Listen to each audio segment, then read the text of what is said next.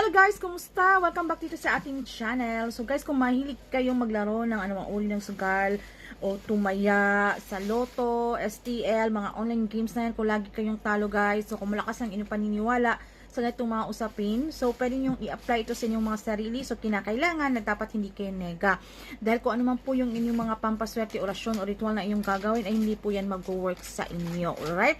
Kung 100% ang inyong paniniwala na minamanifest natin na mangyayari, okay, especially kung alam nyo naman na deserve nyo ang hinihiling nyo kay universe, kung kayo naman ay nagsusumikap sa buhay, wala naman kayo inaapakang tao, kayo po ay matulungin, so hindi kayo tamad.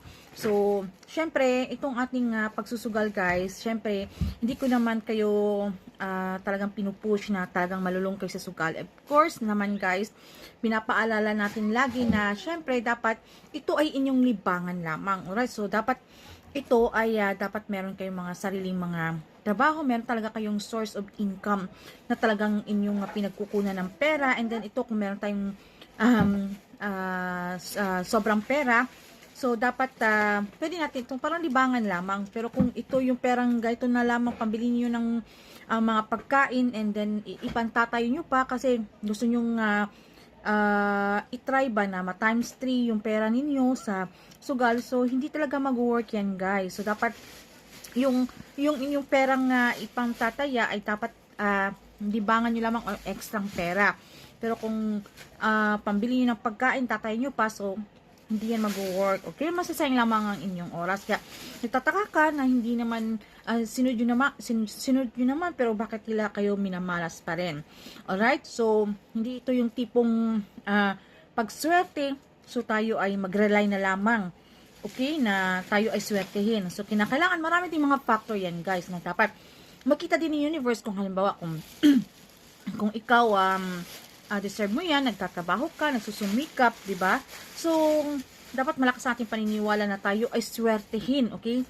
Sa araw na yan, na tayo ay bibinasin. Pag tayo po ay positibo, and then tayo talagang minamanifest natin, so mangyayari po yung ating mga kahilingan guys. So, kung ikaw malakas na yung paniniwala at hindi ka nega, so pwede mong gawin ang orasyon na ito guys. So, walang mawawala sa atin, okay, kung ating susubukan yung mga ganitong mga pampaswerte. So, ikaw guys, bago ka tumaya, bago ka umalis ng iyong pamamahay, or maglaro, or kahit ano man yung inyong mga, or sabong, kahit ano man yan mga kajanski, so sambitin nyo muna itong orasyon na ito sa pamamagitan lamang ng inyong isipan, kasi dapat walang nakakaalam na kayo ay gumagawa ng anumang ritual para hindi mawala ng bisa.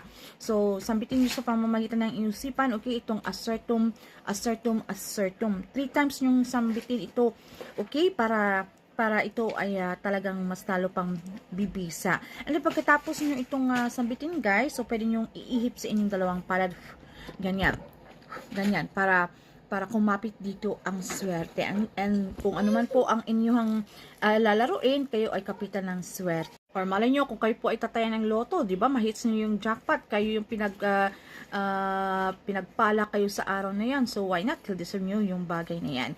So, ayan lamang guys. So, kung nega ka, huwag nyo pong gawin kasi masasayang lamang ang inyong oras. And then, dapat pinapaalalahanan ko kayo lagi na huwag po tayong malulong sa sugal. So, ito lamang po ay inyong libangan. So, subukin nyo ito guys, baka mag-work po sa inyo. So, ayan lamang po. Goodbye. See you again our next one.